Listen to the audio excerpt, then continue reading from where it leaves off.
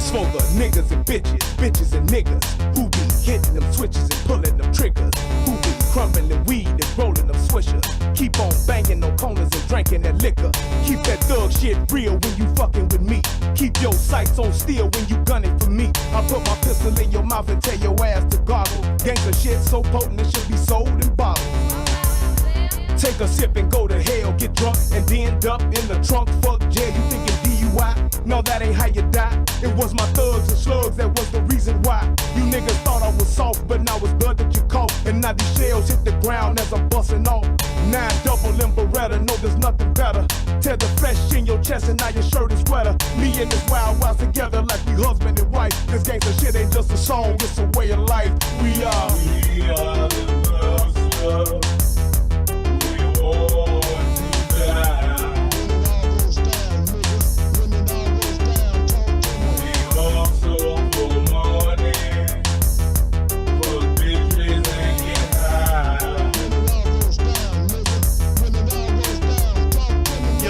Bloodshed, pussy niggas is dead. Hollow points tipped with lead, putting gaps through heads. That's what it be like when the street lights get to flickering.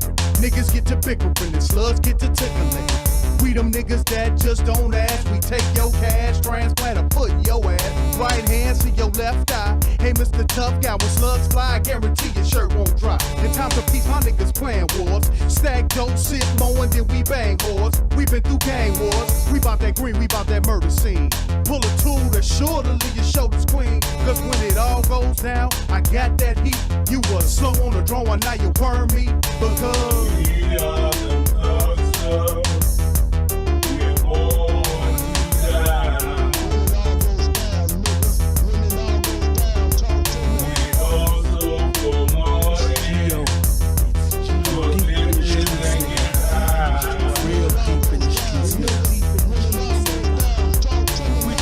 Y'all niggas ain't shit but wannabes, it's love.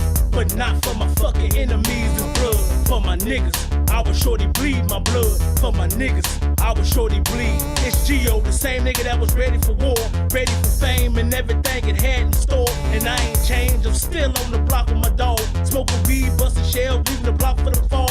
For my niggas who didn't get to see me achieve. Some died over beef and some died over greed. I'm smoking weed, I'm trying to get rid of the pain.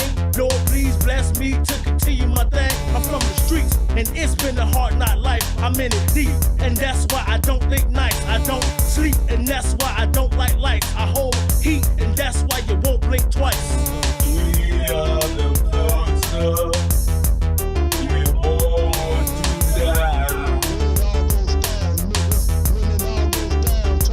We also for money, for bitches and get high. what y'all wanna bang with me, bust them things with me? These little bitch ass niggas can't hang with me. Why be the hood of the no good? Breaking your studio niggas down to the flow wood. I'm here to check the game, nigga, respect the name. Or I'ma pull my 4-5 out and select the brain, inject the pain, and leave you for the news to cover. Another victim of Mac Lover, why motherfucker? Y'all ain't never seen a motherfucking street like me. Ballin' from the Midwest, bringing heat like me. So niggas make way, cause I'ma bring it to you hard. No mercy on your mark, so bow down to my facade and feel the pressure. A real thug from the streets, we do what we wanna do. Nigga, fuck the police, I'm the mouth of madness. Bringing the pain and the sadness, I be the baddest. Smoking niggas to the ashes, Alpha and Omega. Spitting raw from Thug Data. Dark as Darth Vader with the strength of the creator.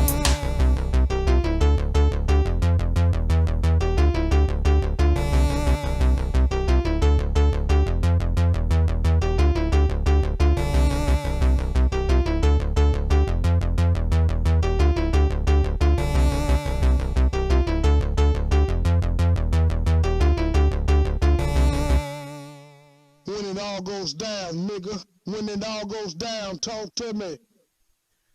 Good evening. My name is Brian Redmond, and this is the Relationship Rehab and the United Guns of America channel. We are on YouTube. Click the like button, click the subscribe button. We will be talking about defunding and refunding the police on tonight's show. So sit back, relax, and let's do this.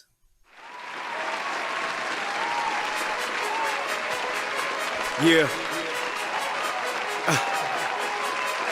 I don't ever remember feeling like this.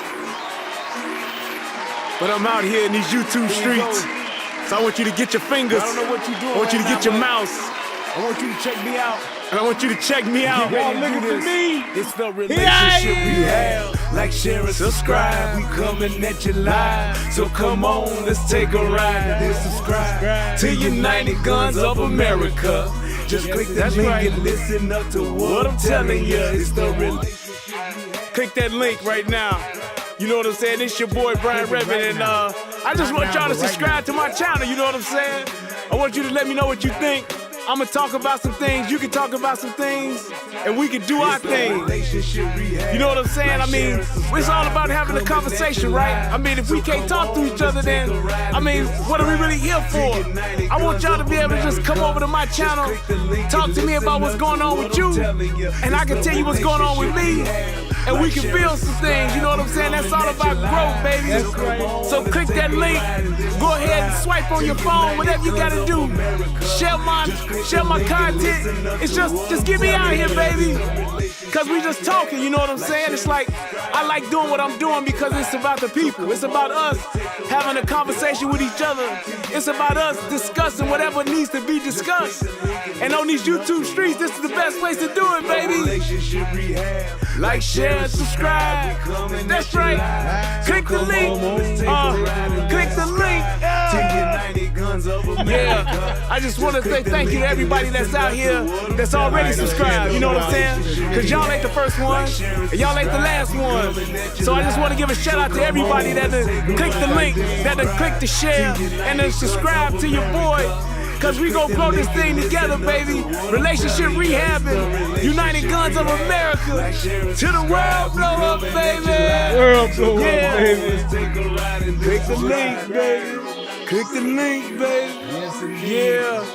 Hey, I just wanted to send a shout out to all y'all. I love y'all. Some of y'all don't know what that's that why I to the do world this. blow up is. It's for the love of us, baby. I appreciate all of y'all.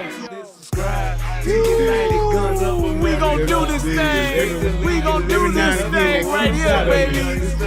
Hey, look, if you at a computer right now, just go ahead and click your link. What else you got to lose, baby? Tell me what you think. Hit the comment section. You can jump on the live panel. We do it all here. That's what it's all about. So come holler at your boy. I've been doing this for years, but I just got onto this YouTube thing. So hey, let's see what it doing, where it can go. To United Guns of America. Just click the link and listen up to what I'm telling you. Put the echo on it. Hey, you know what? I was thinking today that I gotta figure out a better way to share my content. And what I was thinking about is possibly making some mods on my relationship rehab page. So like my mods that's in here, you guys, like when I post something there, y'all can like share it out to other channels. I mean, not other channels, but to other groups from that relationship rehab group that I have. And then that way y'all can like help me get this out faster, because I'm telling you, when I'm doing, what up, April? When I'm doing this, it's like I gotta take another, once I get everything together that I'm gonna talk about, get all my content together, then I have to go and do this part. And this part does take some time to do.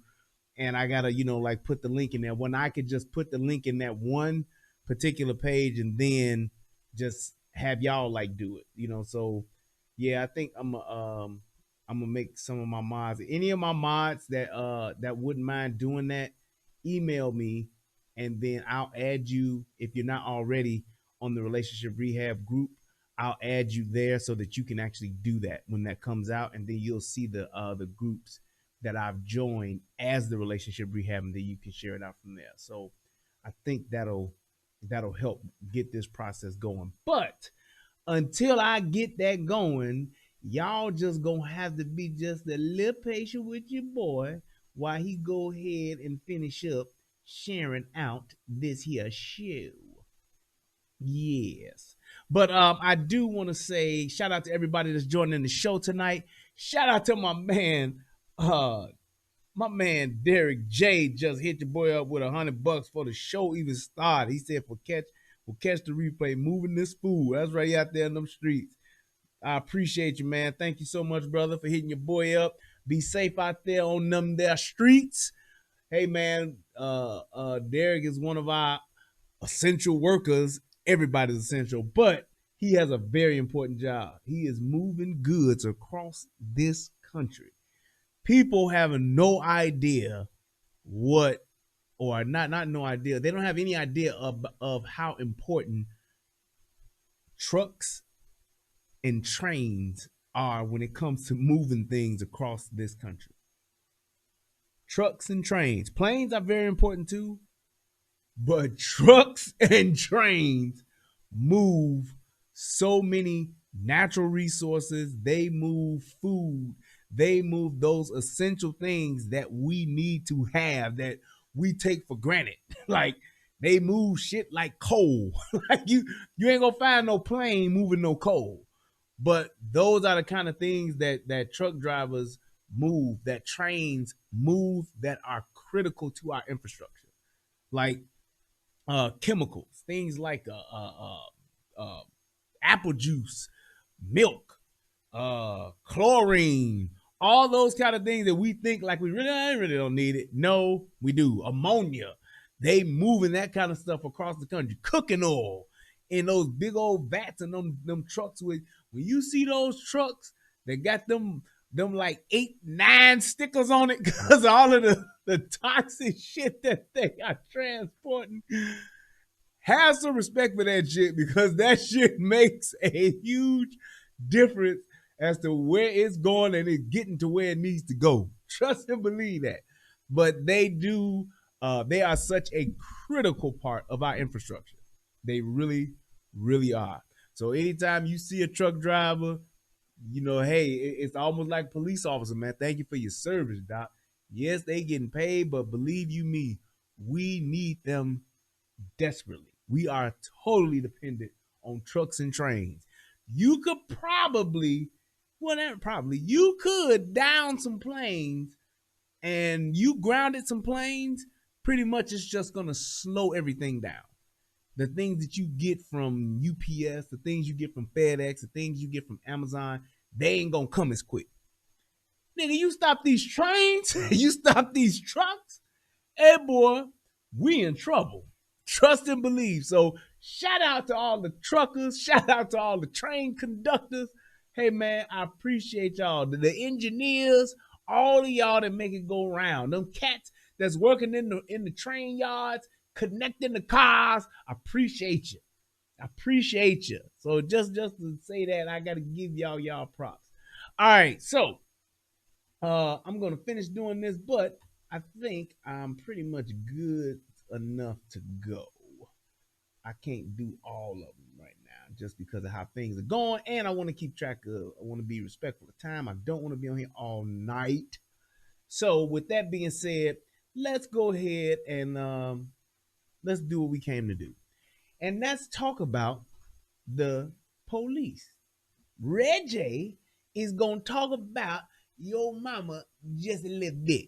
Shall I get him? but I want to talk about the police. Now, for some of you who didn't know, and I didn't know this either, shout out to David Williams, hit your boy with $10. Thank you, man. He said, have you set up all my links for your content? No, I have not. I need to do that. You right, sir. I have not done it. Need to do it. But I wanted to say this. For those of you who may not know, it's been a little bit over 6 months since is it over 6 months since George Floyd? When did George Floyd die? I can't remember. I think it was 6 months or a little bit past that. Let's see. May. Yeah. So no, it's been a little bit over 6 months. So June, July, August, September, October, November. Yeah, December, January, February, March. It's been 10 months. There we go. 10 months. Nigga, 10 months. But since George Floyd has died. And the reason why I bring that up is because George Floyd was one of the was like the catalyst or the Emmett Till factor for kicking off this whole defund the police thing. As the preachers would say. And defund the police, number one, it's probably one of the dumbest, and I'm just talking about flat out idiotic things that have been said in all of 2020. Just saying. It is one of the dumbest.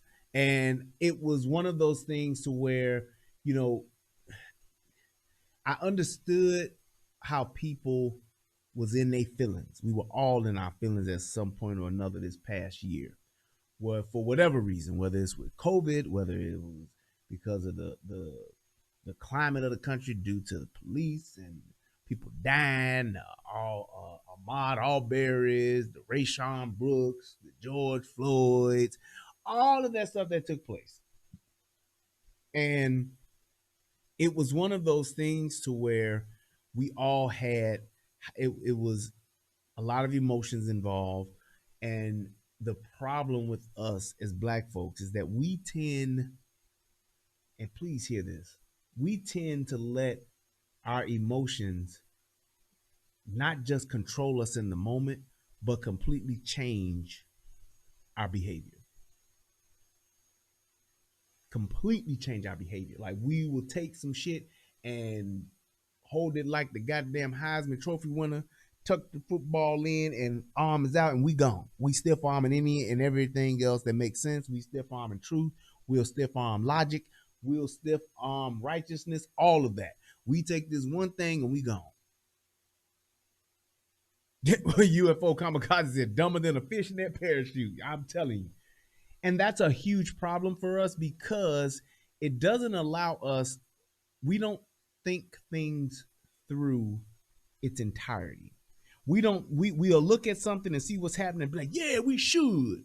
But we don't see what that actually looks like. We don't do that. And I don't know why. We've just owned that shit. You tell us some shit in the moment and we'll chant it. We'll put it on t-shirts. We'll put it on hats. We'll put it on masks now. You know, that's the new fashion statement. We'll put it on any and everything. It'll go on our social media posts. It'll go on our profile pictures. It's on everything. We'll put it as our email signatures. But we never think it through. We never go to, okay, so how does this actually look? How is this going to actually take place? What do we actually need to do this? If we do this, what is going to be the fallout from it? We won't do any of that. We'll just take it, got it, gone. That's it. Damn everything else to hell. And because of that, like I said, probably the dumbest statement of 2020. We've lost so much buying into it that it's just, we're the ones that, and I guess the reason why I'm really like driving it home is because we're the ones that suffer the most, y'all. We're the ones that suffer. Defunding the police doesn't do a good goddamn thing for Black folks in the hood. It don't do nothing for people that live in high crime areas, which is mostly your Black folks in your inner cities, in your urban areas. Does nothing for us, but puts us more at risk. More of us gonna get robbed. More of us gonna get shot. More of us gonna get assaulted. More of us gonna just get domestic violence. All of that shit is gonna get amplified for us while we're chanting it. And then you have people that are living in their ivory towers or living up on high on the mountaintop that are just watching it, watching the dumpster fire. And I don't understand how we won't, because we're the ones that, when it comes to crime and things like, we suffer the most, we're at risk the most. So when something comes and it affects that, or it's going to affect that, you would think we would be the ones taking the hardest look at it. But we don't. So defund the police became a thing. Everybody went crazy about it. I got pissed off about it. I was on my Facebook cussing motherfuckers out. I was going the fuck in. And everybody was saying, you don't know, you ignorant. See, because you coon ass nigga, you Trumpian, you whatever the fuck they was called. They was calling me all these names and just saying, see, you ain't woke. You sleep. And with all of that being said, people were saying this. You don't know what it means. See, you're not educated and understanding what defunding the police means. No, motherfucker, I'm actually a little bit educated. And I understand exactly what the fuck it means. You cannot take resources from a thing and that thing not affect the whole group.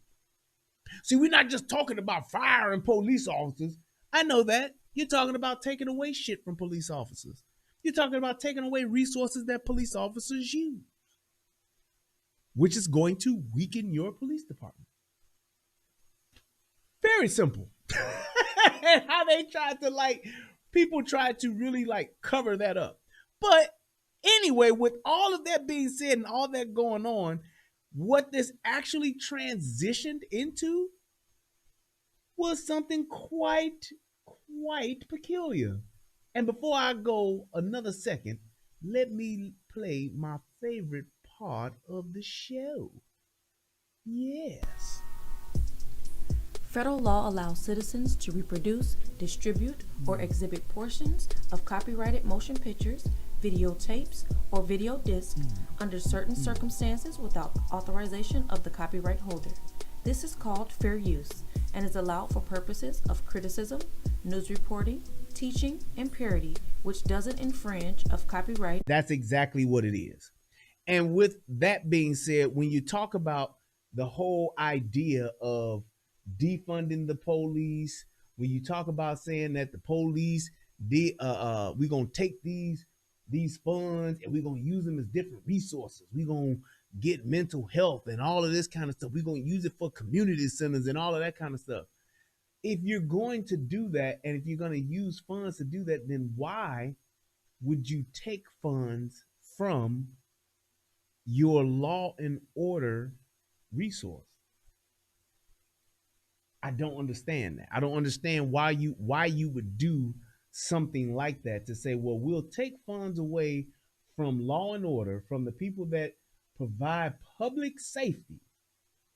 We'll take funds from that so that we can actually, okay, I'm back, good. So that we'll take funds from our law and order resource and take that and use those funds for other things to help the community and all of that.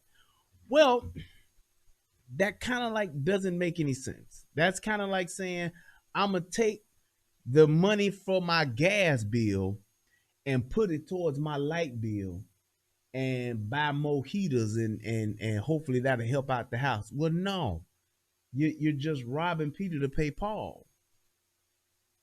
The natural resources that you have, that you pay for, that you use, you can't take some of those. There's just some things that you can't take. Law and order, police department, public safety, that's a cornerstone of a civilization. You're going to have law and order. You're going to have a civilization. You're going to be civilized. You're going to have it where people just ain't robbing and killing and shooting and stabbing motherfuckers. You need to have public safety. You want people to be safe and to feel comfortable going out in their neighborhoods, spending money in their neighborhoods. You need to have public safety. So I'm never going to be one that will say, yes, let's take away money from public safety and put it towards this. No, it's one of those things that you just can't do. Well, you can do it, but you shouldn't do. And I don't understand how we even got to that point. So Minnesota, Minneapolis, they were the spearheads. They were the poster child for this shit. This is what we're going to do. We're going to do it, and we're going to do it now. It's the time to change the world, Craig. We're going to change the world. And they did. And they did. About 10 months later, this is kind of like where they're at. So, without further ado, Let's take a look and see what's happened. Tomorrow marks 6 months since the world watched George Floyd's life end at the knee of an officer. The streets erupted soon after as calls grew for a radical transformation of policing in America. This, alongside the pandemic and hunger crisis, will be a huge challenge for the Biden-Harris administration. And we wanted to know the status of the so-called Defund the Police movement. Our Alex Perez examined Minneapolis and what can be learned from that city's struggles. Here's something, too. Did you notice how she just threw in real quick that hunger, that hunger thing? She just threw that out there, just snuck that in the midst of a sign. The pandemic and hunger crisis will be a huge pandemic and a hunger crisis. Y'all do notice that we are like fucked up right now. Like there are people that are not eating. The food pantries are like at an all-time high with people. When churches, community centers, when they have food drives, when they're giving out foods, the lines are literally wrapped around the block, taking up the whole street. So all of this protesting, all of this, let's shut the country down, all of this, we need to shelter in place. This is what it got us. This is where we're at right now. Challenge for the Biden-Harris administration. And we wanted to know the status of the so-called Defund the Police movement. Our Alex Perez examined Minneapolis and what can be learned from that city's struggles. He can't breathe! He can't breathe! The scars and community wounds from the summer of unrest can still be seen everywhere. 6 months after the world watched George Floyd's final moments, the rubble of the 3rd Precinct Police Station is seemingly frozen in time, burned down to the ground by protesters. Now I have to pause right there. Isn't it funny how these people who burned down city property, a police department at that, they're called protesters, but the people who went to the Capitol, as dumb as they were, what did they do? Broke some doors, broke some glass. Woman got shot in the neck. She died. And they stole some papers and I think a couple of laptops or something.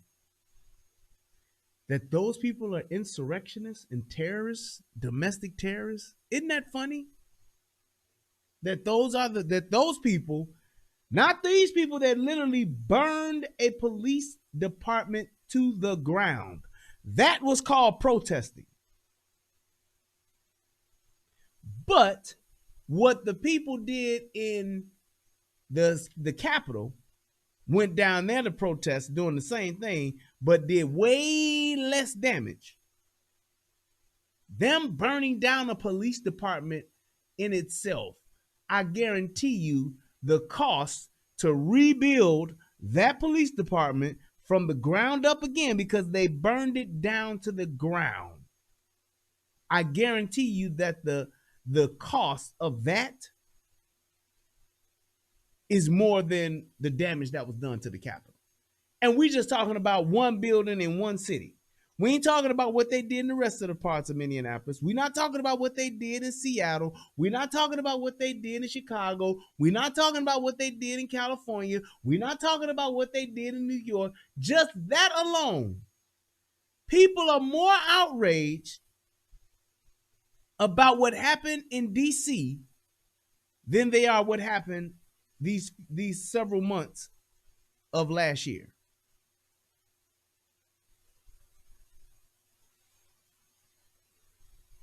Isn't that something? I'm just throwing that out there just so you can, take a look, take a listen at that. Owners, weary of repeated looting, never took down the boards that protected their businesses. And graffiti across. T and Brad said they say the police don't do a good job of protecting. How do you see that? How do you determine that?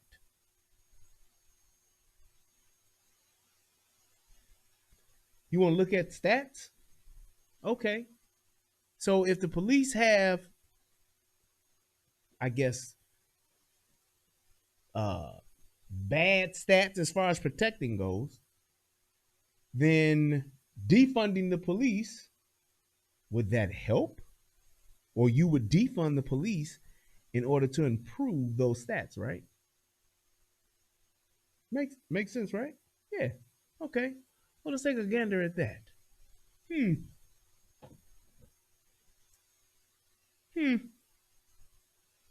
That's 1 year up until November. T.M. Brad said, I didn't say that. He said, that's what they say. Well, a lot of people say it, though. I get you. But people will say that. So look at that. Look at those numbers. 6 month time.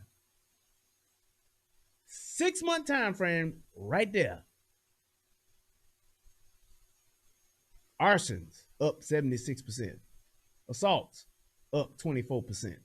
Homicides up 87%. Robberies up 37%.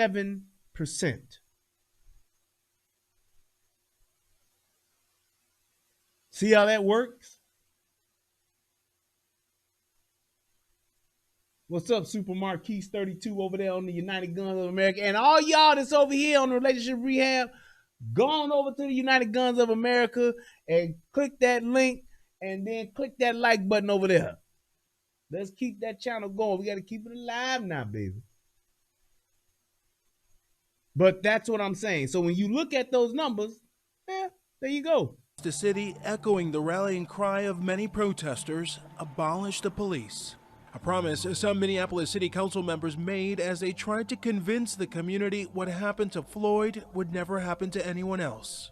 Our commitment is to end our city's toxic relationship with the Minneapolis Police Department. But that controversial promise hit some major roadblocks. Earlier this month, the commission that oversees the city's charter and constitution rejecting the council's proposal to dismantle the police. The next option would be to let residents vote on the matter. That's if the council can get it on the ballot in time for 2021. According to recent stats released by the MPD, so far this year, already more than 70 homicides. That's nearly double the number all of last year. Assaults up 24%, robberies climbing 45%, and carjackings up by an alarming 319%. Wow. The council ultimately granting the police department an additional $500,000 to bring in officers from surrounding agencies to help police the city. Our city is... That's a great question there, Only Time. Where are all the community activists? Where are all of the Black Lives Matter? Better yet, where are all the Black Lives Matter money? Where's the money, man? All that money, where's it at? How come ain't none of that money being funneled back into the urban community, into the hood? How come that ain't happening? How come they didn't come to the rescue of these black folks? The same people that's wearing the t-shirts, the same people that's marching up and down the streets, the same people that's protesting and Black Lives Matter, this, donating this, and just promote getting paid to protest, all of that. Where's the money, man? All right, the money's gone. It ain't gone. It's gone to the it's gone to the DNC. That's where it's gone to.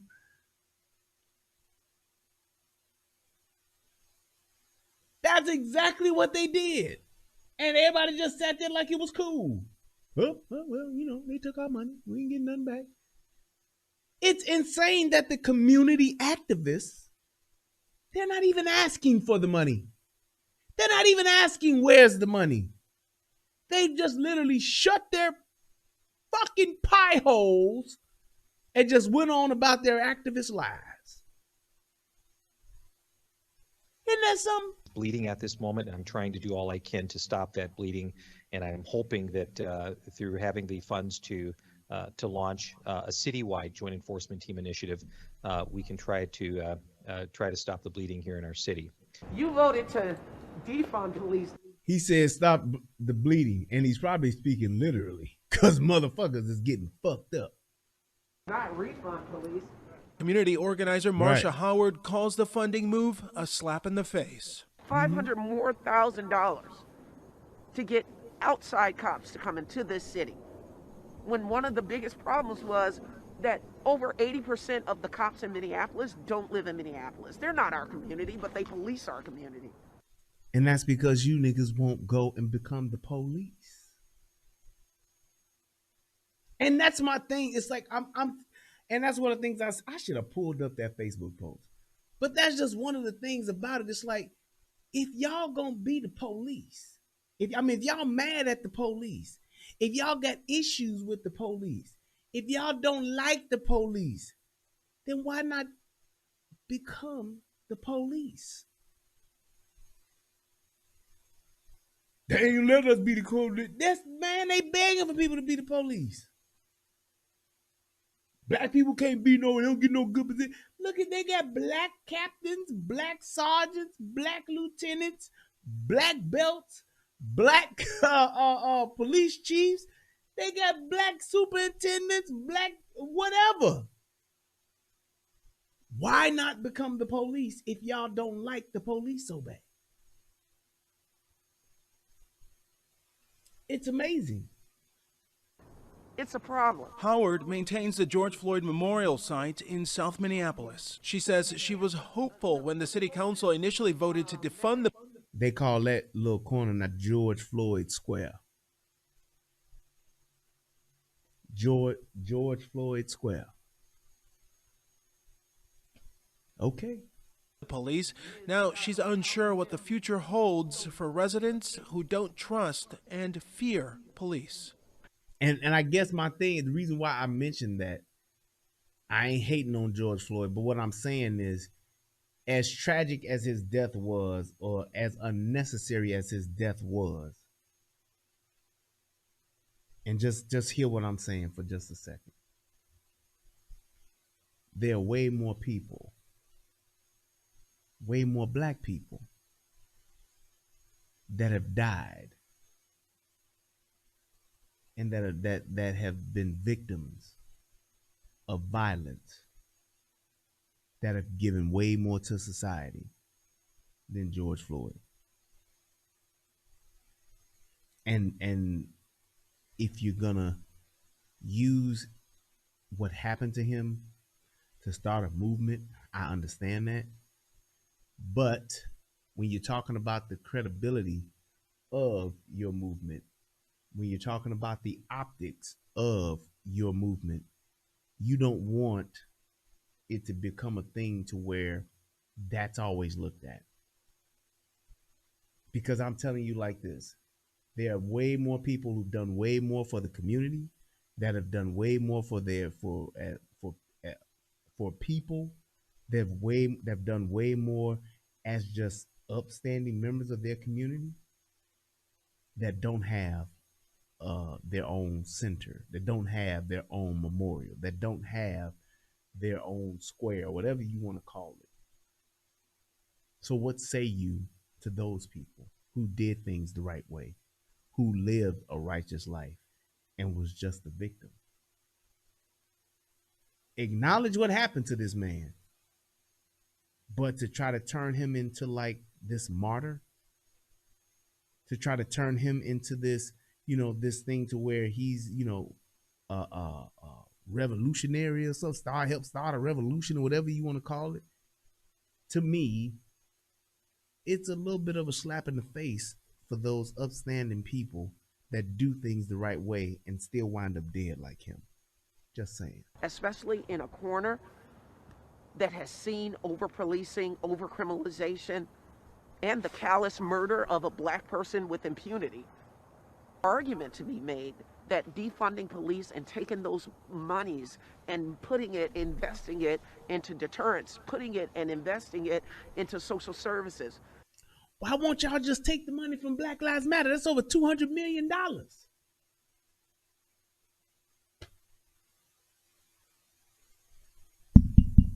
Hello? Why won't you just look, if Black Lives Matter got over $200 million. They could give $1 million to every hood and still have some change left over. Why not do that? It might be big. I didn't want to go as far. I remember it was like maybe 200,000 or 400,000 at one point. It could very well be in the billions. But I'm just saying, where's the call to action to say, hey, when are we gonna get this money? When y'all gonna start handing it out? Because it's supposed to be for us and our black lives. Just saying. Wouldn't you think that a person who's trying to get funding for their community would be more? It is in the billions. Okay, thank you so much, Covette. It is. It's in the billions. You could literally take $10 million and give it to each and every hood. But ain't nobody asking for that money. Ain't that something? Would be a better option. But according to a recent poll by local news outlets, 44% of Minneapolis residents don't want to see a reduction of the police force. Let me see that number again. Let me just look at that. 44% against downsizing police force. That's in Minneapolis. Force compared to 40% who do. The rest, unsure. Mm-hmm. David Bicking owns a small auto repair shop less than 2 miles from where Floyd was killed. He says he's seen the rise in crime firsthand. Shootings in the neighborhood are definitely up. We see it here. Catalytic converter thefts are up. We hear more about people's cars being stolen. There is some... and somebody even stole his teeth. You see what happens when you defund the police? Catalytic converters being stolen. People don't know what catalytic converters are. Catalytic converters, it's like a little muffler that's on your exhaust before you get to the muffler. You know, you ever heard a car just sound like loud as fuck? Where it'd be like going down the street. That ain't the muffler that's gone. That's the catalytic converter. That's just the raw sound coming from the engine exhaust, like right off the engine. Yes, they do that shit in Chicago a lot because it's such an expensive piece, but it's very easy to steal. A motherfucking crackhead can go up under your car and literally take a hacksaw or a reciprocating saw and just cut the little piece of pipe here, cut the little piece of pipe there on your exhaust, take that catalytic converter out in less than 5 minutes. And then they can go resell it or they can scrap it and get money for it. Yeah, definitely a quick sell. Sell them just like that. Just like that. And once they sell them, then it's like, man, okay, you get, I don't know what they get them for on the black market. Let's say $50 to $100. Nigga, you get you 3 or 4 catalytic converters in a night, you can get that on one block. That's enough crack to last you for at least 2 days. And that's if you hitting the pipe hard. So when you're talking about just things like that that have gone up, who does that affect? It affects when those crackheads start stealing, when those people start stealing those things in their neighborhood, they're not going out to the rich parts of the community. They're not going to the white folks. They're not going to the gated communities to steal these things. They're stealing them in their own neighborhoods. Crackheads don't travel outside the hood to go steal. No, they steal from their next door neighbor. Why? Because it's closer to me getting the crack. So again, like I said before, we're the ones that suffer. The people that's in the hood suffer from just that little bit right there. That's it. And we don't see that. Shit get rough around here, shit get fucked up around here, then that means motherfucking Tyrone Biggums and them gonna start stealing our shit more. significant increase in certain types of crime. Viking is a member of a local police watchdog group. He supports reforming the police, not defunding it, as some of the loudest activists and some city council members have pushed for. They didn't ask anybody else before they made that resolution or before they introduced the charter amendment. They just talked to people who they knew were going to agree with them.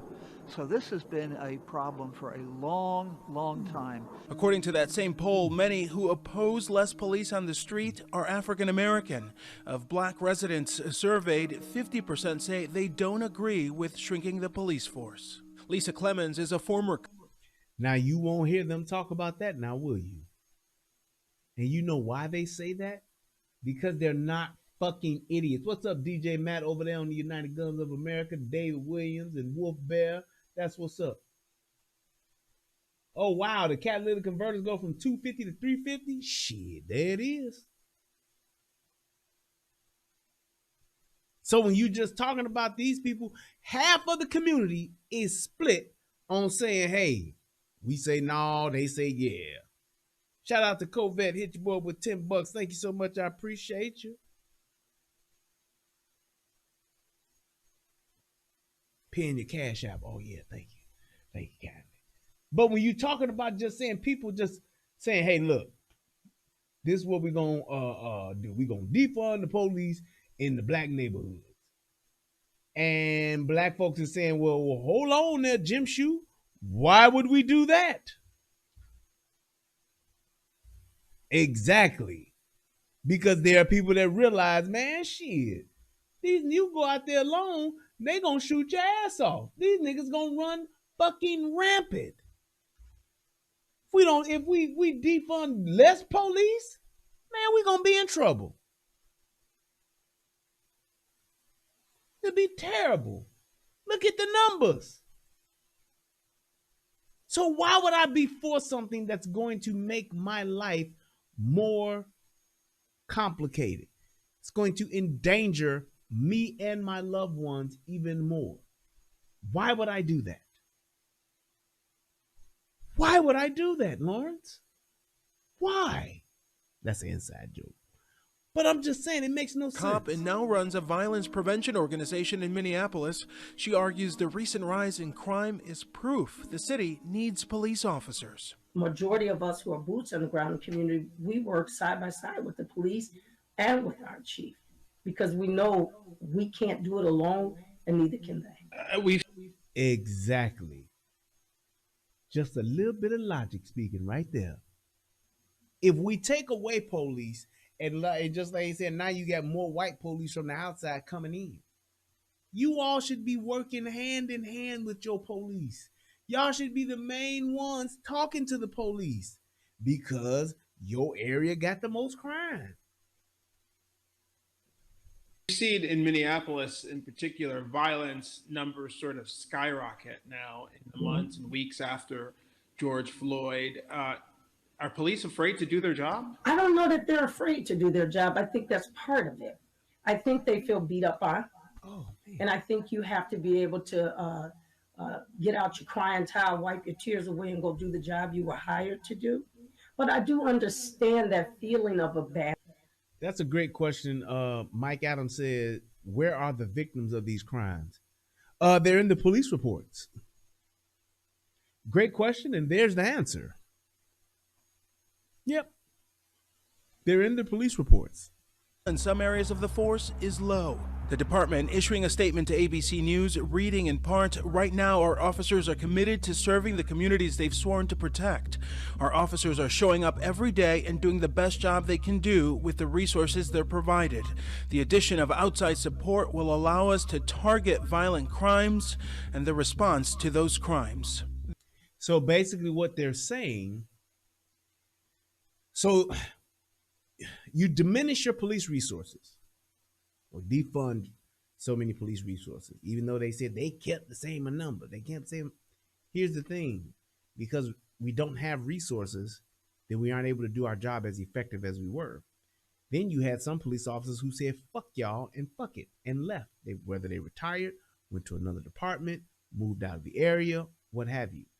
Problem with that is because of the concept and the propaganda that goes along with defunding the police, now your criminals see the opportunity. What opportunity is that, Brian? The opportunity to commit crimes with a lesser chance of getting caught, getting arrested. So now you have this many police officers, but you have an uptick in crime. You have an uptick in different types of crimes, which affects what? Response time? Yes. Which affects what? How effective police officers can do their job. And then when you talk about the morale part, if I don't feel like I'm appreciated when I'm doing my job, if I feel like I'm not even valued as an employee with my police department, why would I go put my life on the line day in and day out for a group of people that are at any given moment will want to take away my livelihood, lock me up, and if something happens to me, will celebrate it happening to me. Meanwhile, my children, my wife, my family will lose their dad and her husband, or vice versa, if you're a female cop. So why would I do it? Why would I go to that length of saying I'm going to sacrifice, I'm going to go above and beyond, I'm going to step in front of a bullet, I'm going to die for a baby, I'm going to do all this other shit, do my job to the max, when I know I could lose everything if somebody looks at some video footage and sees that I shouldn't have did it that way, even though they weren't there, and even though this person was not following my commands or broke the law. This is not where Minneapolis City Council member Jeremiah Ellison, who supports defunding, thought the process to dismantle the Minneapolis police force would be 6 months after Floyd's death. What do you say to these people 6 months later where they feel that really we're still in the same place? If people feel like not a lot has happened in the last 6 months, I think they're right. The mayor and the chief rewrote a use of force policy that had been rewritten as recently as 2016. And I think that ultimately we're doing the same old things that we've been doing with regard to this reform discussion, and it hasn't led to a lot of change. And it's not just Minneapolis. The defund the police movement across. Here's my question. If I want to, why would I want to change the police department? Because I want to change the police department. Why? Well, because of the way police officers interact with its citizens, or some of the decisions that the police officers make we don't like. Some of the protocols that police practice, we want to change them. Okay. So I should be able to dismantle, reshape, and reform an entire police department that I'm defunding in less than 6 months? How, Sway? How, what is supposed to be done in this time frame that you would expect, but it's not done right now? It's like, what is it's instant gratification. I want it, and I want it now. These niggas think like J.G. Wentworth. It's my money and I need it now. It makes no sense. And he didn't even have like a plan to say, hey, these are the things that we would like to have seen done within these 6 months. These are the things that we would like to see done in the next year, next 12 months. He don't have shit. He just saying it just ain't done. Ain't nothing changed. It's the same thing. The country is facing challenges on many levels. During the 2020 election, President Trump using the turmoil to paint a picture of chaos. It's crazy what's going on. Defund and abolish the police. How's that, a good idea? On the other end of the political spectrum, progressives like Representative Alexandria Ocasio-Cortez supporting significant systemic change. Meanwhile, Have you noticed that all of these people that are for defunding the police are people who are not in the streets?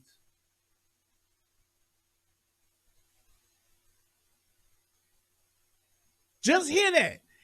And when you look at it, when you hear people talking about it, all of the people, and that's the same thing with gun control too. All of the people that are for defunding the police, all of the people that are for gun control and better make sense gun laws. These are all people that are not in the streets.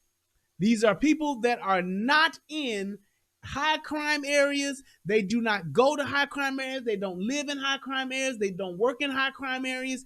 None of the people that are for those things are actually in areas where those things occur.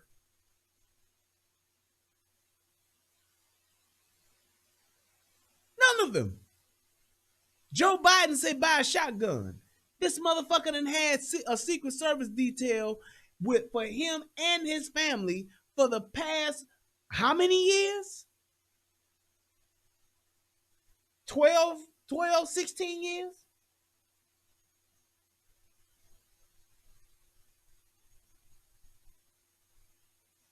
Hear that? Just listen. Just take a listen to that. I'm telling you that you don't need this gun. You don't need this type of gun. However, the Secret Service detail that I have, they have what you would call assault weapons, and they would be tucked under their suit jackets. Or when I'm traveling, my motorcade has actual motherfuckers hanging out the back of a SUV, riding on the footrails of an SUV with motherfucking AR-15, MP5s, and P90s. But I'm telling you, you don't need those kind of guns. And you know why I'm telling you that? Because I believe that my life is worth more than yours. I believe that I need to survive and I need to be taken care of and protected more than you do. I believe that because I am an elite person. I am a leader, when what they're really saying is just that I'm an elitist, which means I'm better than you and that the country and the world needs me, so I should have the best of everything. That's exactly what they're telling people. And for those people that think, well, if we had make sense gun laws, all these shootings would be occurring. It's not true. It's a bunch of shit. Everybody say that they trying to defund the country. They want to get the gun. Yes, they do, so that they can do what the fuck they want to do without any, and I mean any opposition whatsoever.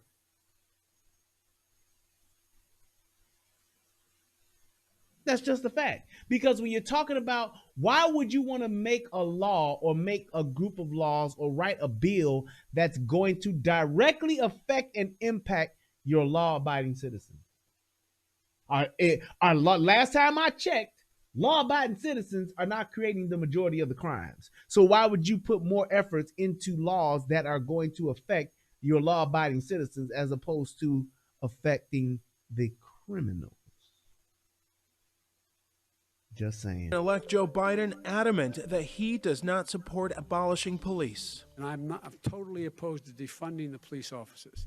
Professor Alex Vitale, who has written in favor of sharply reducing police presence in communities, says it's the term defund the police that is more controversial than the policies themselves. I don't have any investment in the term defund the police. That's not a term that I ever used before this summer. It's not one that I regularly use now.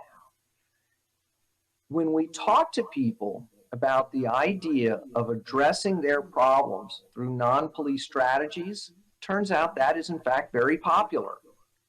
And so what's needed is more work on the ground in communities of all types to work with them to explore what these alternatives might look like. And here's my thing, because I'm not, even though I back the blue like a motherfucker, and I'm pro police. However, in all fairness, I do see that police departments across the country have an opportunity to improve on how they do their job, their decision making, protocols, and laws that they have in place. Absolutely, there is plenty of opportunity there for policing in America to be improved. That's where we need to start. Not by taking away $8 million from a police department. and then realizing, damn, shit is worse. Well, let's give them back 6.4 million. Makes no sense. And while the focus is on Minneapolis, it's not the first city to work to implement measures to scale back the presence of police in their communities. If you look at the cities that actually took very concrete steps in this direction, it was primarily those cities where there had been extensive ongoing local organizing happening for years before this summer. And this means that this is something that's going to take time. The city is... Wouldn't you think he would have like some data and some names of those areas that you can go and look that up to verify what he's saying? Yep. Unless you're just saying it just to say it. Blexus, the community, said, I hope Illinois, wait, what did he say? I hope Illinois, let me go back. I hope Illinois can go to somebody in Washington to have Governor Pritzker reverse this dangerous so-called police reform bill he just signed. Hey, man, let me tell you something about Illinois. Let me tell you something about Illinois, New York, California, and what's the other? I think it's Maine. Yeah, I think it's Maine. Those states have the worst gun control laws, and it affects the everyday working man or woman. It affects the everyday civilians of those states to the point to where they are literally using you guys as the sacrificial lambs for violence, murder, robberies, carjackings. Do you realize that those states that got the strictest gun laws that I named, they got the strictest ones? Crime is still on and popping in those areas. Just saying. Just saying. So think about that. And you're going to add more laws there? You're going to make it more difficult for the law-abiding citizens to own and to be able to purchase firearms? Now in the process of setting its budget for 2021, at the forefront of voters' minds, the nearly $180 million currently allocated for the police force. A final vote on the budget by the council is set for December 9th. We talk and talk about healing. We talk and talk about safety. What brings us safety, though? Community. As for organizers like Marcia Howard, community working with law enforcement. What's up, Falcon Nation? How you doing? Hit your boy with $5 on the super chat. Appreciate you, bro.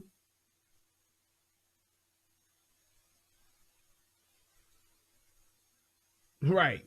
Thank you, David said, as I've said before, the outlaws will find a way to stay outside of the law to cause disruption as usual. That's why they call them outlaws, criminals. They are connoisseur of crimes. That's their job. They ain't listening to no laws. They're not adhering to no fucking laws or no bills or no shit like that. If I can get this gun illegally and go do this illegal fucking task, I'm going to go do it because I'm a criminal. Howard, whether defunding police materializes or not, she says she'll keep fighting for change. What we're doing right here in Minneapolis has made an impact throughout the world. And we continue to do it. We will stand in solidarity against systemic racism, against anti-blackness, and against policing as we know it. We're not going anywhere. Alex Perez, ABC News, Chicago. Jesus Christ. Hi, everyone. George Stephanopoulos. There it is. There it is. We're going to watch this other video here real quick, and then we're going to get on up out of here. Let's see. Come on and turn off the video.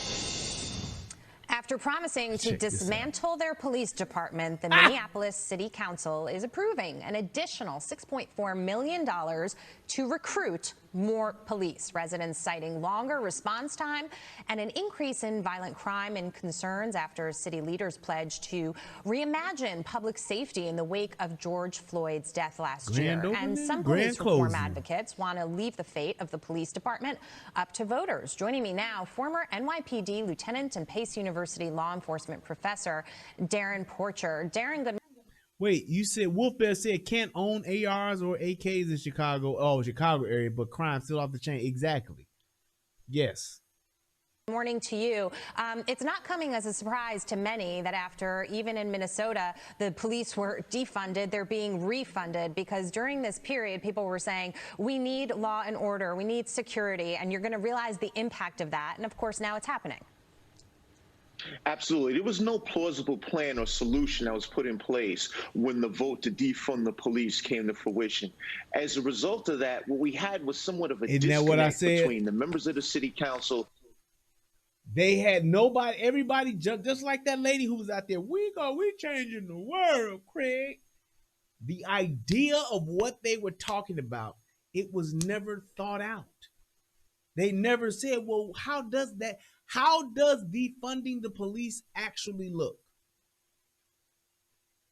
In all reality, what does that look like? Well, okay, we take $8 million away from the police department and do what with it? And then with what's left, how does that impact public safety from that point on, from an $8 million deficit? If $8 million is life-changing money to an individual, imagine what that does for a city when it comes from public safety. And the actual crime epidemic that was plaguing that community of Minneapolis.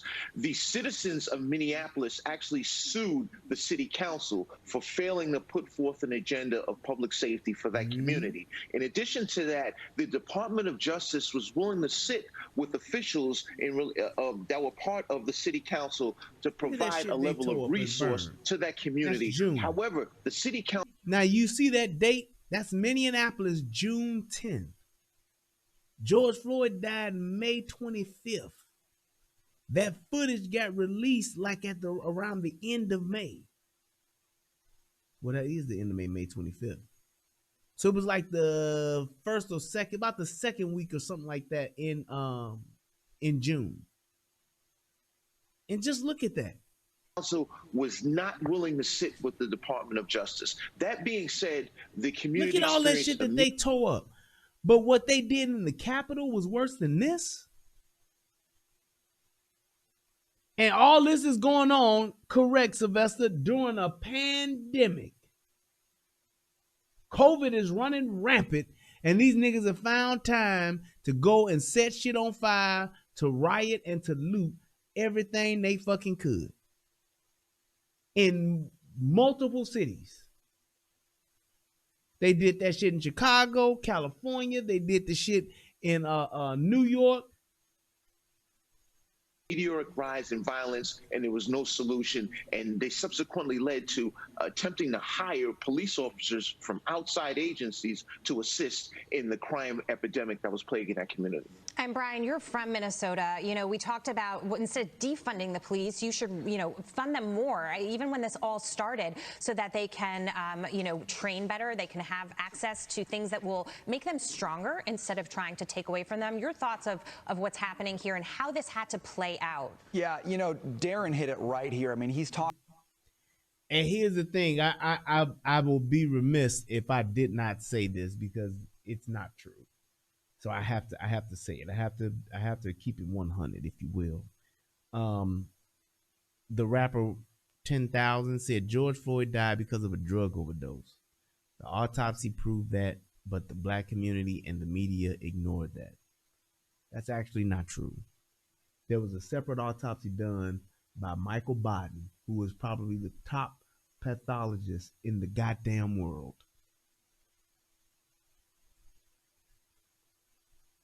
And the knee on this man's neck and on his chest is what killed him.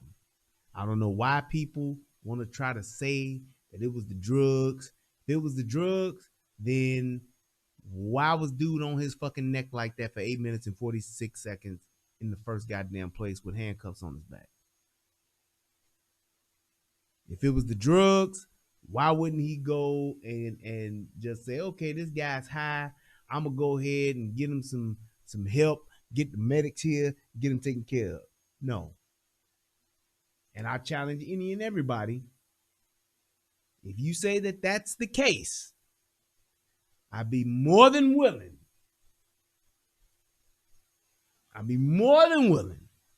To put my knees on your back and on your neck for 8 minutes and 46 seconds. And we'll do it we'll have you take a drug test before you do it to make sure that you're not on drugs, and we'll see if you live. I opened that invitation. I've said this about 5, 6 different occasions. Anybody that believes George Floyd died because of a drug overdose, just let me handcuff you with your hands behind your back, and let me put my knees on your neck and on your upper back for 8 minutes and 46 seconds, and then you can convince me.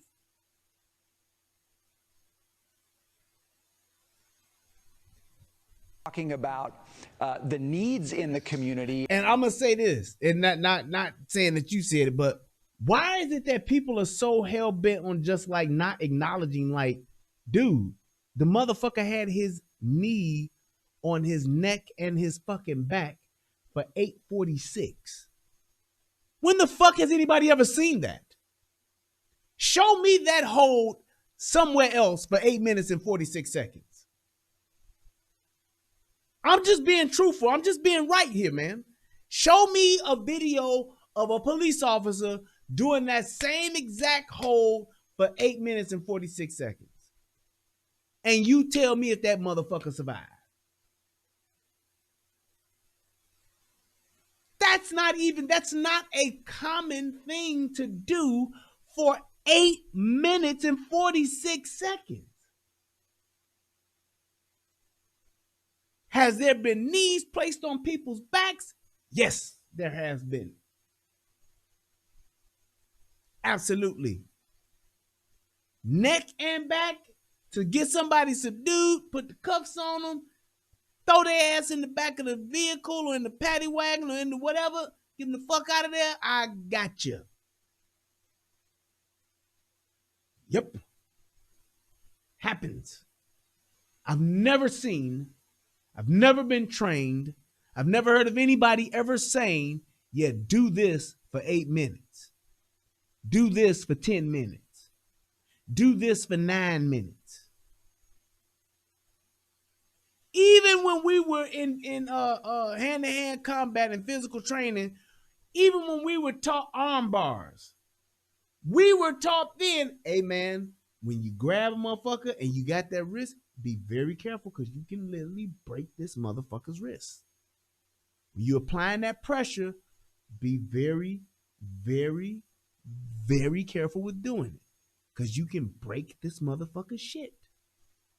Now, if you got to put the hurting on them, put the hurting on them. But just know this arm bar or this particular move here or that particular move there can definitely break that person's arm. Break that person's hand. Break that person's wrist. That shit happens.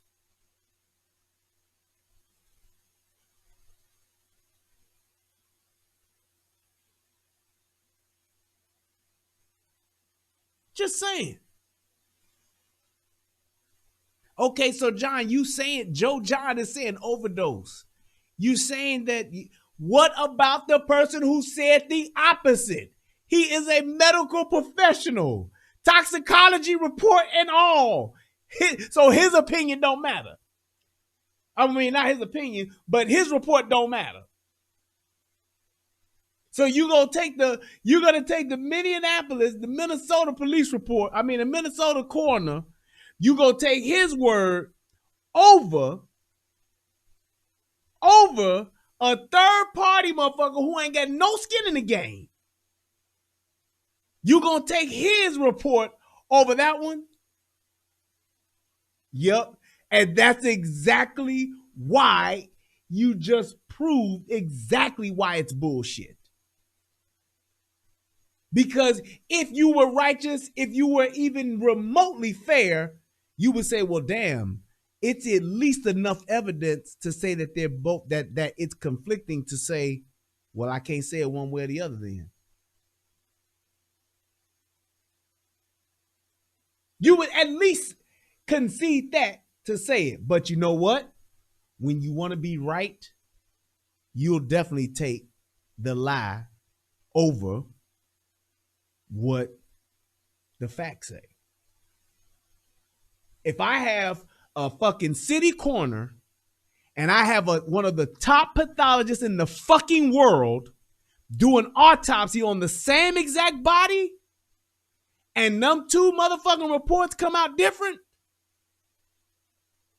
at the least, I'm going to say, well, maybe they need to get a third motherfucker in there, or maybe that first motherfucker is in a compromising position. Just saying.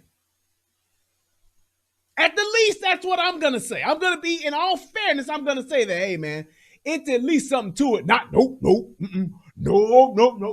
It was a dope. Nope. It was drugs, man. The city coroner said it. The city coroner said it. He did the autopsy. That's what he said. Nope. Hey, well, what about this dude here that just said he's a specialist? And this is like what he does, not just in Minnesota. He does it all over the world. People fly him all across the fucking globe and pay him tens of thousands of dollars to do this particular thing. He is the top, or one of the top authorities in this field. Nope. No. We gonna trust the city guy. We gonna trust the city guy. Yeah, that's what we gonna. Yeah, the guy for the city, he's the most honest one.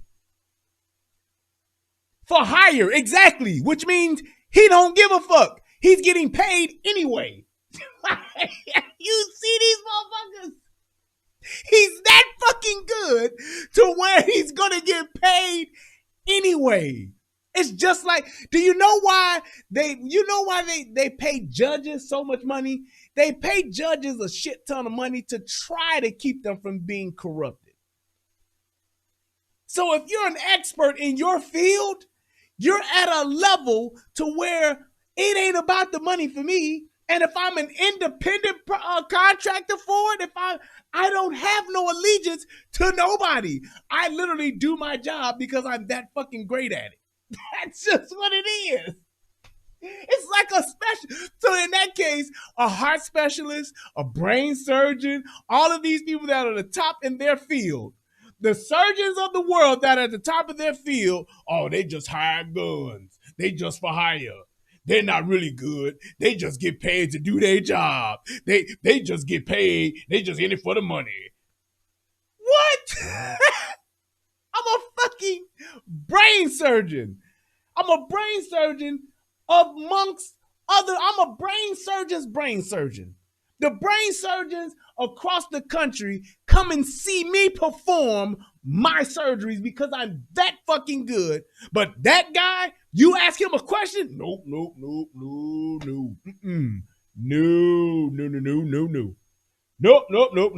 Nope.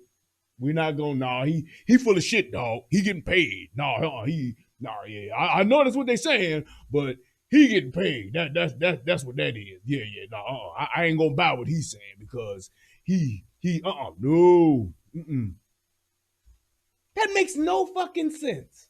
And it ain't like he just started getting paid. Y'all remember that motherfuckers on HBO and all that shit. Shit is crazy.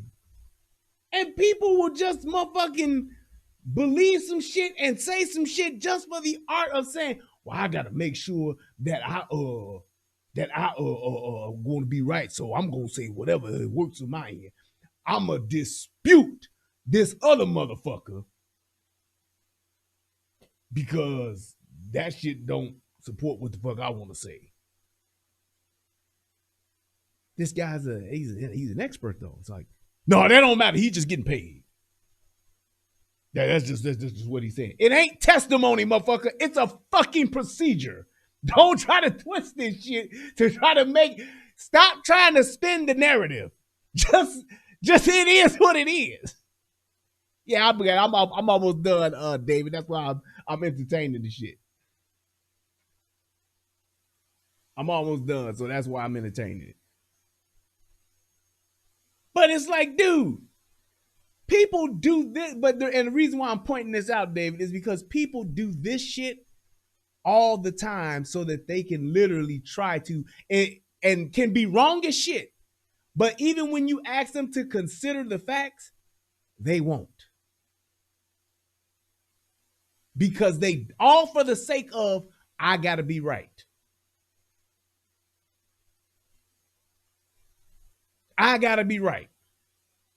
And y'all do realize that, well, you know what? Let me go ahead and finish this up, because this shit is almost over. And then whether the city's providing a viable plan to meet that. And the issue right away on all of this was, what are you talking about when you're talking about defund police? You know, they said, no, it's not a reduction in public safety. It's a change in how we do it. But businesses, right? But businesses on the ground said, no, it's a total reduction in public safety. I can't go back into my business. I can't open the doors again. So as I think about this with Darren, my question, Darren, to you is, you know, when you bring up the economic angle.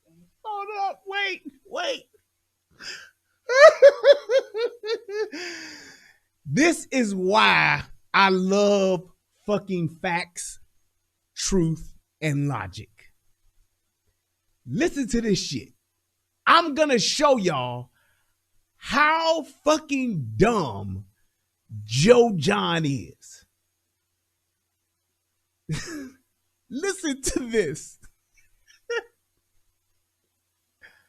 The findings by the families, this is George Floyd family. The findings by the family's private medical examiners directly contradict the report that there was no asphyxia. So that sentence alone says that the motherfucking who did the shit for the city, he didn't say that the asphyxia was a part of it. He said there was no asphyxia. Do you hear that? Now, not just one, but two of motherfucking medical examiners said the exact opposite. You know how I know? Because I looked it up, nigga. Dr. Alicia M. Wilson of the University of Michigan, not some city college and not some motherfucking local motherfucking area. This bitch all the way from Michigan. One of the doctors who examined his body. The physical evidence showed that the pressure applied led to his death. That's what she said. In an interview, Dr. Michael Biden, who also participated in the private autopsy, said there was also some hemorrhaging around the right carotid area. Do you know what the fucking carotid area is? The carotid area is the motherfucker, this shit here. That motherfucker when you say, does he have a pulse, doctor? Yep. Yeah. Do you see that? Not just one, but two motherfuckers. Not just one, but two. Joe John, he got that Shannon Sharp.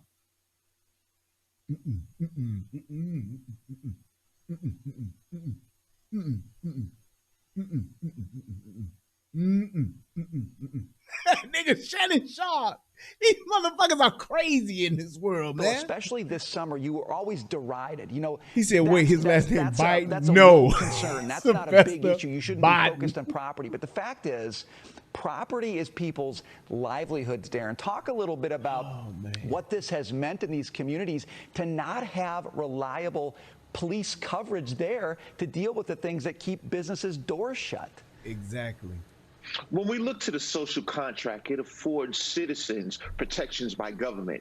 That comes in the element of police, and that has subsequently been fractured. And there's been a lot of confusion in connection with defunding the police as opposed to a reform of police. This should be more of a reform and a revolution in police training to assist that community. And that's where the confusion is coming to place in connection with the city council. So as a result of the defund police movement that's been driven by a lot of the social network, that is where the city council has subsequently been plagued or confused, as opposed to implementing a level of reform and police accountability and more of a transparency, and that just hasn't happened. So as a result, we see a disconnect, and the communities of Minneapolis have subsequently been under siege. And Shayna comes from a family that's affiliated with law enforcement. I'm curious, Shayna, to get your thoughts on this as well.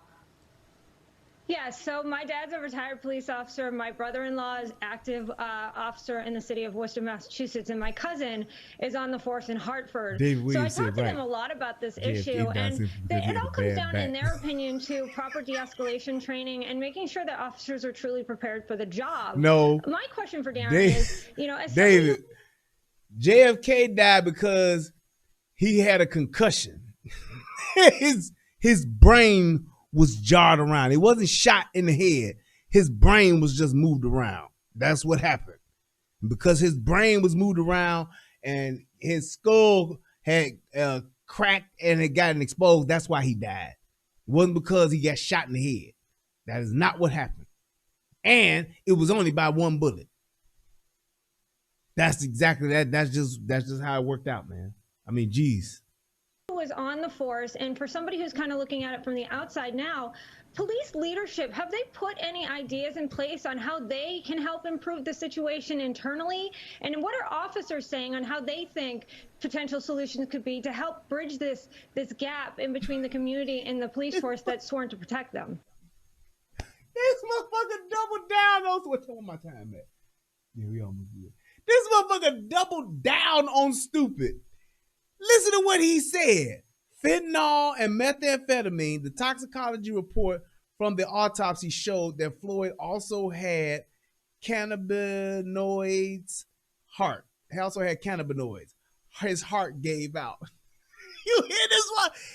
Doubling down on stupid. Okay, Joe John. So what about the facts I just gave you? By two fucking board certified motherfucking medical examiners that contradicted that there was no asphyxia. I just gave you two certified medical examiners that said it was. And what do you say to that? I don't believe that the police practitioners were a part of the solution in connection with what the city council was looking to introduce. You need to have both components. You need to have the elected officials and the police practitioners that coalesce behind a strategy. It's only coming from politicians. So as a result, it's subsequently failing. You need to introduce those practitioners. I think supervision is a tremendous component of this. In addition to that, I believe professional development needs to marry into it as well. But the elected officials are not seeing that. So as a result, we see an epic failure in policy that's moving forward. Darren Porcher, we're going to have to... Boom. And that is in itself just basically, I like the way that he broke it down, saying that is there opportunity for the police department and how they do policing? Yes. Absolutely. You can do, I mean, can it be done better? Yes. And that's where you guys come together to do that. Whether it's creating certain laws, whether it's changing certain laws, changing policy, and changing procedures, and definitely last but not least, training. Training. How about that? You don't do something right, you get trained on it. You're going to do something different, you get trained on it. That's the problem with trying to say, well, we should defund the police, get rid of these police officers, we need to start doing. How about you make it better by what? Coaching and training your officers to do things different and to do things better. Talking with your high-level brass to address issues when shit does go left. Because truth of the matter is, when shit does go left, when these shootings do go left, it's not a large percentage of it happening. It's less than 1% out of all policing across the country. So what about the other 99% of the time when motherfuckers are getting it right? Let's be generous. Let's say 10% of the fucking police arrests and all that shit are unjust or questionable. Well, what about the 90% of the time then? That's a high ass average, ain't it? That's a high ass percentage of getting it right. What about the motherfucking saves and the lives that have been saved? What about the help and the roadside fucking CPR that done saved kids' lives and babies and all that? What about that? You know how that happened? It happened because of training. So when something's wrong or when something's not the way that it should be, or if something could stand to be improved, that's the first place you want to start. It's training to be better. You know, my dad was on the SWAT team in Chicago. They called it HBT. And you know, I think it was like every month they had to go and train. They had to drive downstate and they had to go for HBT training. They spent the whole day down there training, learning new tactics, brushing up on old tactics, making sure they stayed sharp and stayed frosty. So when the call came, they was ready. They did all types of drills. Some of the shit changed. Some of the new shit got introduced. That's just what they did. It was always continuous training. Why not do that for police officers when you have these types of stops? I've laid it out plenty of times where a lot of the problem comes from not enough us policing our own areas. It's not enough FTO time with police officers. FTO should be at least a year with a police officer. And that police officer that does FTO needs to have at least been on the force 5 years, at least. You should put some of your most seasoned police officers, a cop that got 8-9 years in the game, that's who should be doing your FTO. And it should rotate. Hey, you're gonna be with Jones for 3 months, then you're gonna be with Smith for 3 months, then you're gonna be with Calderon for another 3 months, and then you'll finish up with Boyd, and then Boyd and Warnarski. FTO is field training officer, Covet. I'm sorry. Field training officer. That's the person who basically not only you have, because when you're becoming a police officer, you're going through the academy. You have your in-class time where you learn about the Constitution, you learn about the laws, and then you learn about the laws in your area, in your department, and all that kind of stuff. You learn what you can and can't do. But then you actually go out with your field training officer and you actually go on calls. And that field training officer then grades you on what you did right, what you did wrong, and will say, hey, on this particular, domestic call, or on this robbery call, whatever, you missed this, so you didn't write this down. They actually do that.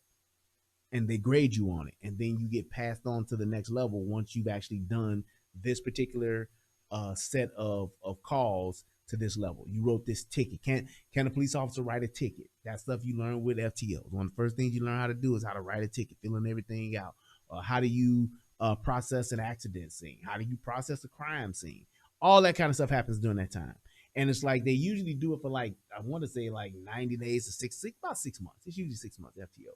But my thing is this, it should be a year, at least. Before that officer goes out on his own, he should be with an FTO officer for at least a year. And once he goes with that, if it was me, if it's my department across the world, this is what I would do. You go with your FTO for a year, and then after that 1 year, you are then partnered with a officer that has got at least 5 years of service on the books for another year. After that, you can go on your own and do your thing. You got your sergeants you can reach out to. You know how to do that. You know how to call sergeant. Because the thing is this, you have to see the job as an officer from different police officers' lenses, and that's what you would learn. That's what you would learn. You would learn, oh, okay, I learned how Smith did it. Okay, now I'm gonna learn how Boyd does it. Oh, okay, I see that. Now I see how Warnarski does it. So then you've gotten Boyd's perspective, you gotten Warnarski's perspective, you gotten Jones' perspective, and you got Calderon's perspective. Now you can have your judgment from different perspectives, and you can come up with your own. Well, this is what I would do. I'll take a little bit of this, a little bit of what Boyd did, a little bit of what Warnarski did, and then I will go ahead and make my own decision. Oh, okay, I remember when Redmond taught me this. Redmond always told me to look out for that. Yeah, I'm gonna do that. That's how you would have better cops, because they're more experienced. It's all about experience and learning the job, and you need to have the people skills. And that comes from watching others, and that comes from just you getting training on how to handle things. You don't have to roll up on every call loud, speaking forcefully, and establishing your dominance. You don't have to do that on every call, but some calls you do. You don't have to curse at every civilian that you come across, but some you do. Sometimes you have to tell a motherfucker, shut the fuck up, or you're going to jail. Other times you can say, hey, what seems to be the problem? Come and talk to me. Let me know what's happening. Same type of scenario that could be going on, but different people. That's just it. So that was pretty much what I wanted to convey. It's like the whole thing about defunding the police. Like I said, it's just not a solution to the problem. You don't defund doctors when shit's not right in the medical field, do you? No. You don't defund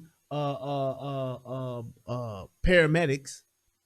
They having issues responding to 911 medical issues. You don't go and defund mechanics if your car ain't right, do you? Hey man, these mechanics ain't fixing my car. Well, we're gonna take away all of their 5/8 wrenches. That ain't gonna help shit. We'll take that money and we'll put that towards buying more cars. Huh? Well, better yet, we'll take that money that we'll use for them cars, we'll put that towards bikes, so y'all can start riding bicycles again. Makes no sense. Makes no sense. Just because something isn't working to the best of what you think it should be, it doesn't mean that you defund it and take money away from it. You're actually kind of going to do the opposite. You're going to put more into it. Not necessarily more money, but you're going to put more energy to it, more time into it. And if you want to reform it, that may cost a little bit of extra money. But the result of what you're getting from it, hey, you want to write some new laws, you want to change some practices, you want to change some procedures and some policies, go for it. But have a seat at the table with everybody.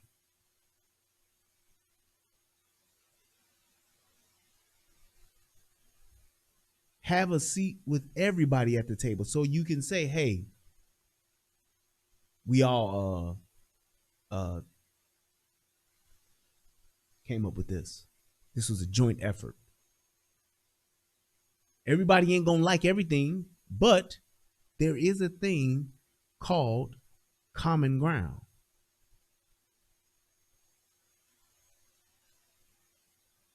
There is a thing called common ground.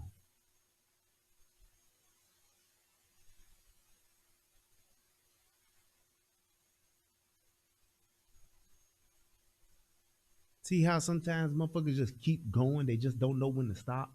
Now, I entertained Joe John for quite some time. Kicked his ass with some facts and some truth and some logic. It just wasn't enough for him, was it? He just had to keep pushing the envelope. But that's what happens. That's what happens. Sometimes you have to kick a little ass just to make your point. Sometimes you have to show other people. I gotta use him to show other people that actually have some sense and can, be reasoned with and can look at facts. And then you have some people where the facts don't matter. They just want to say what they want to say because they think it's funny when a person died over it. They just want to say what they want to say because they think it's cute and they get some attention. They just want to say what they want to say, even though it may not be true, even though it may not be false. I mean, even though it may be false. They just want to say that so they can tell their friend tomorrow what they was doing on YouTube. Ooh, man, tomorrow I was on YouTube yesterday, man, and I was going at it with this dude.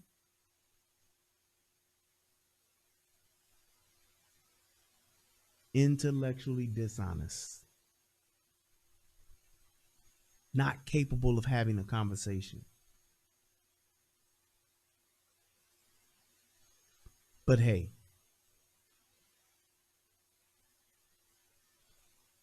exactly, David. They just want to be right just for the sake of them trying to say, hey, I got one thing in my life. Even though I lied, even though I ignored the facts, and even though I refused to tell the truth, I got one thing in my life in this moment where I just said what I wanted to say, man. Those are the people that I just will use to make my point, and then I will move on because it's a waste. Just like I'm using them now to make my other point. You could never, ever reason with that person. You could never get that person to see what it is that you're saying. You can never get them to do it. You can never get them to acknowledge the truth because they literally do not want to, because then it would mean that they're wrong. That is a person, when you have those type, and this is so that y'all will understand this in the future. I use that person not to try to get through to that person, but to get through to somebody else. What is it that Tommy always says? He says, I'm not talking to you, I'm talking through you. And that's essentially what I'm doing. I know he's a fucking waste. I know he's a waste of time and energy. But I'm going to use him as my example to convey it to the person that is watching that's not typing. To the person that is listening and that's not just being an ass for the sake of being an ass. Yeah. So I'm going to use his shit that he's giving me to actually fertilize seeds that can actually grow in someone else's life to actually produce some type of fruit, to actually produce a crop, to actually produce something that can actually change someone to make them a better version of themselves.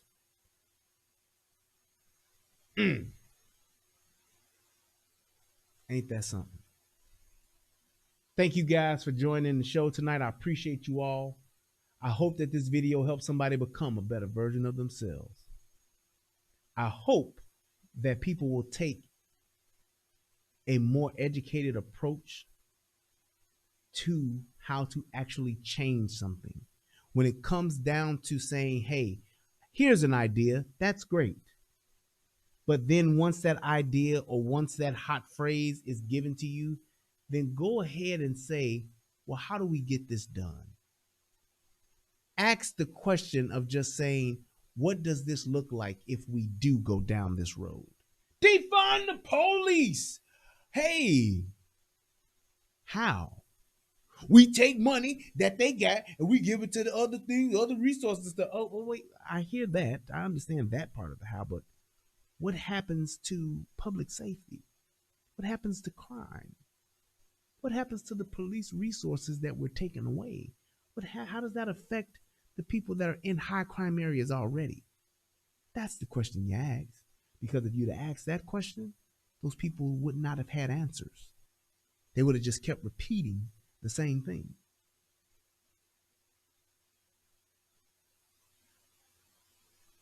That's why you always ask the question of why and how.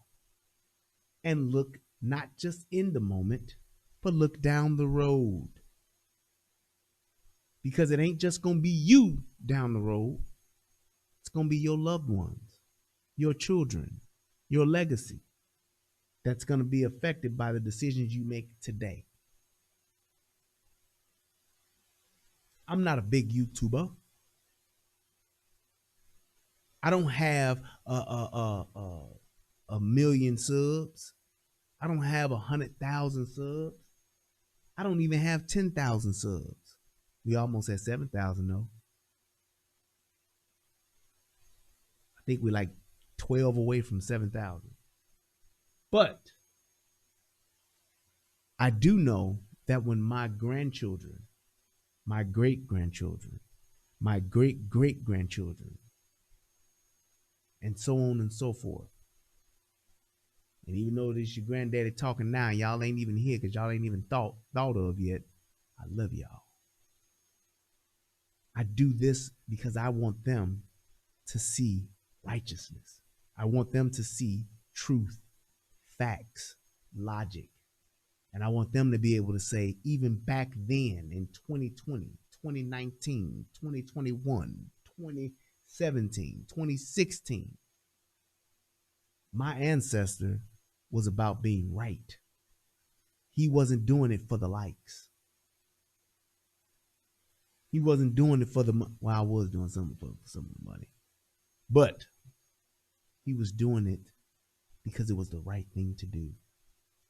He was saying the right thing in a time where no one wanted to hear the right thing. He was speaking when the truth sounded like hate, because those people hated the truth.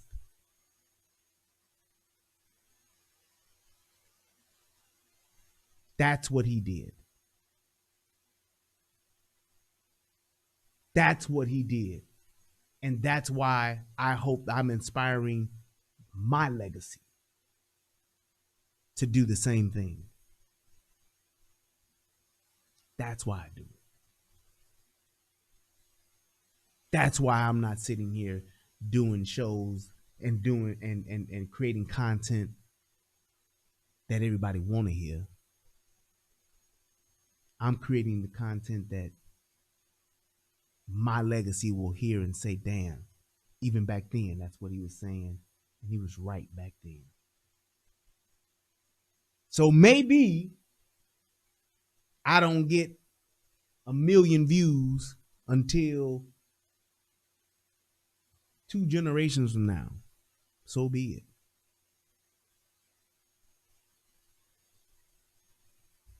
But I will tell you this. I'm proud of what I do. I can sleep at night. And even if I'm wrong in some areas, because I ain't always 100% right, you can still see the righteousness in what I'm believing that is right. And that is worth a lot. That is priceless.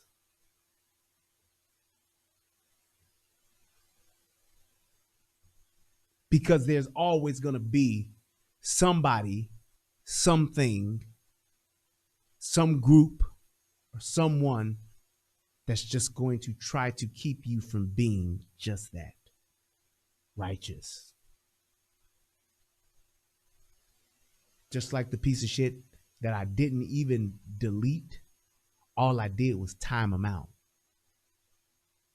And he just couldn't wait to get back in. Despite what I was saying, just to fuck with me. But I'm better than you. I'm smarter than you. And I knew that you couldn't help yourself. And I knew that you would come back and I would have to delete you. I would have to block you. Because that's the only way that you would stop.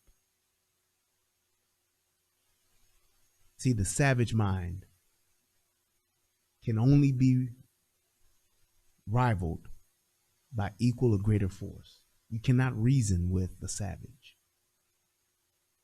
You cannot hope that a savage will understand it and figure it out and stop, because it won't. You have to be prepared to eliminate the savage, or don't confront it at all. That's where you have to be. That's what your mindset has to be set to. You have to be ready. If you're going to confront a thing, be ready and be willing to see it through the end, to see it all the way through. Because if you don't, it's probably going to kill you if you aren't ready.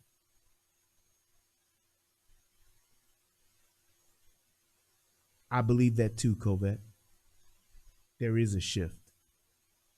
Hell, I was a part of it at one point. I didn't know, I didn't think, I didn't act, I didn't carry myself like this. That change came about in me, thanks to a brother like Tommy Sotomayor. And I'm better for it. I'm better for it. And I hope that this will make somebody else the same exact thing, if not better than me. I appreciate each and every one of you guys. Thank you all so much for donating. Thank you all so much for supporting the channel. Thank you guys for every click, every like, every thumbs up, and even for the distraction that I use as my traction to my satisfaction. You piece of shit, thank you too. All right, let's go ahead and let me thank everybody that donated. My man Derek J hit your boy up with that $100. Thank you so much, brother. Keep on doing what you're doing. Be safe out there, man.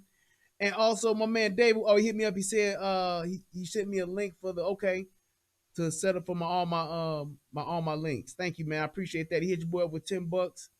And Covette, thank you so much. She hit me up with $10 and told me to pin your cash app, nigga. You keep forgetting the shit, you son of a bitch. I know. I'm sorry.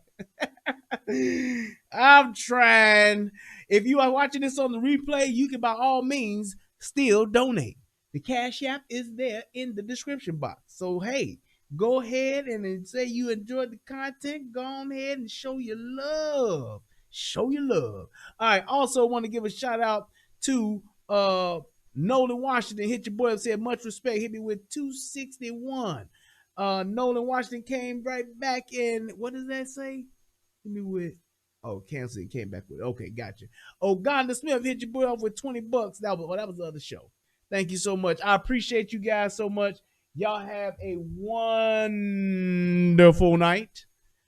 I'll see you guys next time. Until then, peace. And I'm out.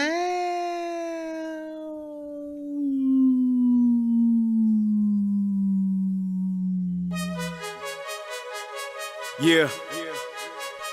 I don't ever remember feeling like this.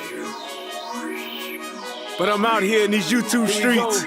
So I want you to get your fingers. I don't know what you're doing. I want you to get your mouse. I want you to check me out. And I want you to check me out. Get ready to do this. It's the relationship rehab. Like, share, and subscribe. We coming at you live. So come on, let's take a ride. Hit subscribe to United Guns of America.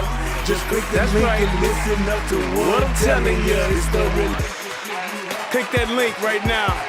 You know what I'm saying? It's your boy Brian Redmond, and I just want y'all to subscribe to my channel. You know what I'm saying? I want you to let me know what you think. I'm gonna talk about some things. You can talk about some things. I'm out of here. And we can do our thing. You know what I'm saying? Thank you. It's all about having a conversation, right? I mean, if we can talk to each other, then what are we really here for? Thank you to I want Soto y'all to be able to Nation. just come over to my Thank channel. you to my brother Talk to me about what's going on with you, and I can tell you what's going on with me, and we can build some things. You know what I'm saying? That's all about growth, baby. So click that link. Go ahead and swipe on your phone, whatever you gotta do. Share my content. It's just get me out here, baby. Cause we just talking, you know what I'm saying? It's like, I like doing what I'm doing because it's about the people. It's about us having a conversation with each other. It's about us discussing whatever needs to be discussed. And And on these YouTube streets, this is the best place to do it, baby. Relationship Rehab. Like, share, subscribe. That's right. Click the link. Click the link. To United Guns of America. Yeah. I just want to say thank you to everybody that's out here that's already subscribed. You know what I'm saying? Because y'all ain't the first one, and y'all ain't the last one. So I just want to give a shout out to everybody that click the link, that click the share, and then subscribe to your boy. Cause we gon' blow this thing together, baby. Relationship Rehab and United Guns of America. To the world blow up, baby. Yeah. Click the link, baby. Click the link, baby. Yeah. Hey, I just wanted to send a shout out to all y'all. I love y'all. That's why I do this. It's for the love of us, baby. I appreciate all of y'all. Ooh, we gon' do this thing. We gon' do this thing right here, baby. Hey, look, if you at a computer right now, just go ahead and click your link. What you got to lose, baby? Tell me what you think. Hit the comment section. You can jump on the live panel. We do it all here. That's what it's all about. So come holler at your boy. I've been doing this for years, but I just got onto this YouTube thing. So hey, let's see what it do and where it can go. To United Guns of America. Just click the link and listen up to what I'm telling you.